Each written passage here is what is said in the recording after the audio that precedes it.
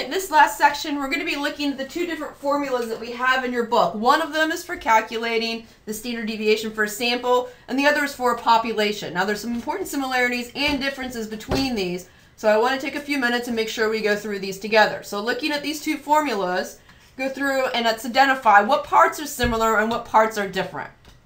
So, what parts are similar? Notice that both have calculate the x minus the mean, okay? So each of them are using x minus the mean as part of their calculation.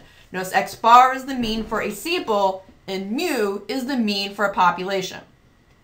Both are squaring that value. So once you've taken your each data value and subtracted the mean from it, you're then going to square that value. Both then sum these values to produce the number in the top part, okay?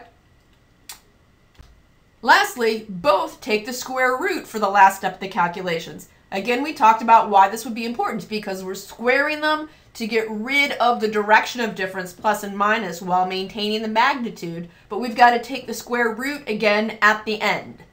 So both of these formulas are really quite similar and do mostly the same things. However, notice two important differences. For the sample size, we use n minus 1.